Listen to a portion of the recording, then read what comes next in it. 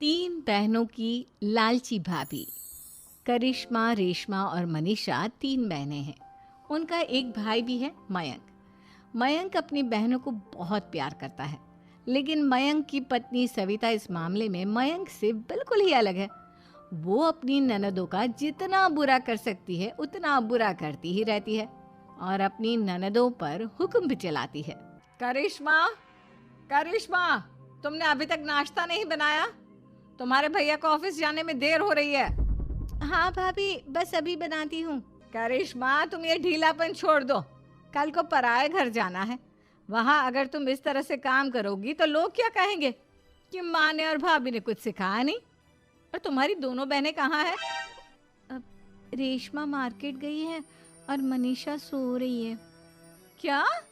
सुबह के 8 बज रहे हैं और ये महारानी अभी भी सो रही है? ये कहते हुए सविता अपनी सास दुर्गा देवी के पास क्या चली। हुआ बहू? सुबह सुबह क्या कर दिया मेरी बेटियों ने?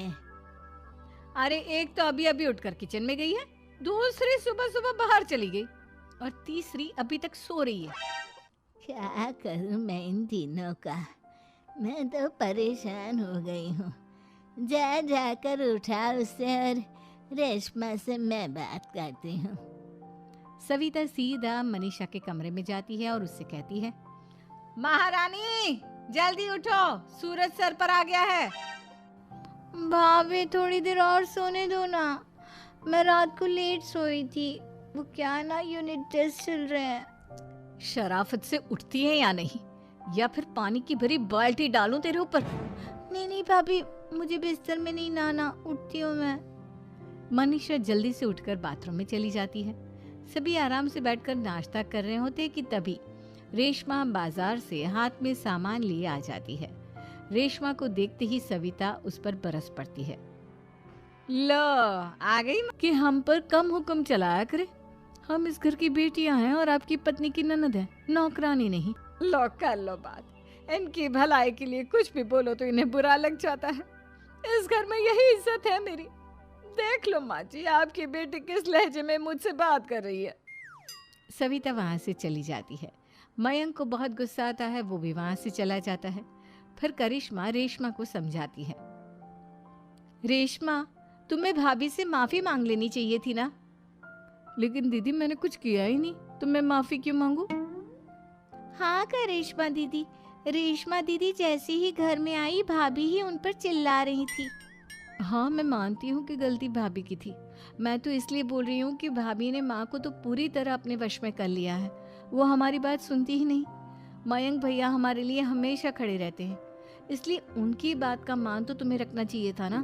कोई फायदा नहीं दीदी, कुछ दिनों की बात और है, भाभी उन्हें भी हमारे खिलाफ भड़का देंगी। फिर वो भी माँ की तरह हमारी किसी बात का विश्वास नहीं करेंगे। इसी तरह सविता अपनी तीनों ननदों को किसी न किसी बात पर परेशान करती रहती थी। एक दिन मयंक अपनी तीनों बहनों के लिए गिफ्ट लाया।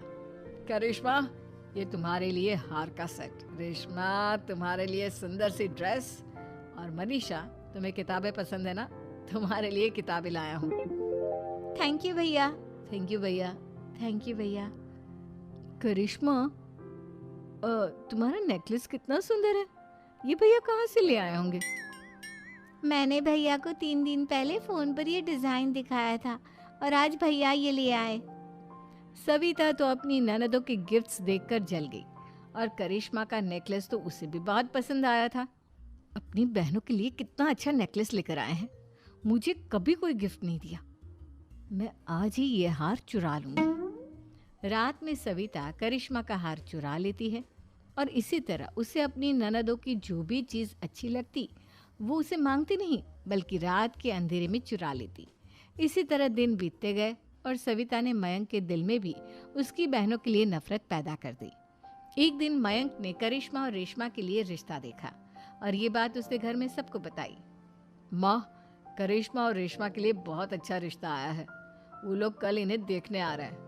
आप और सविता मिलकर सारी तैयारी कर लेना।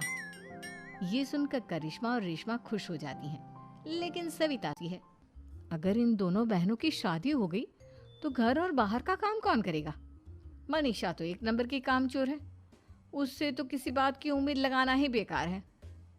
मुझे इस शादी को रोकना होगा। अगले दिन सभी लड़के वालों के स्वागत की तैयारी करने में लगे होते हैं।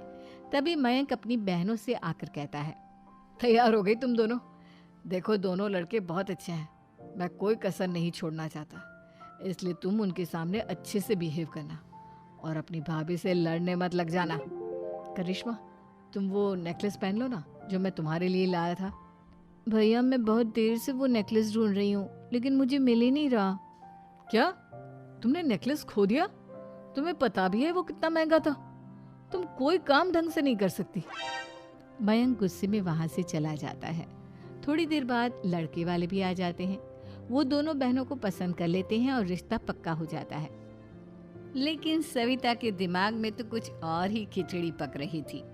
वो पंडित जी के पास करिश्मा की कुंडली लेकर जाती है और उन्हें पैसे देकर करिश्मा की कुंडली बदलवा देती है। जब लड़के वालों के पास करिश्मा की कुंडली जाती है तो वो दुर्गा को फोन करते हैं। बहन जी, हमने करिश्मा की कुंडली अपने पंडित जी को दे। इस तरह करिश्मा का रिश्ता टूट जाता है और सभी घर वालों को बहुत दुख होता है।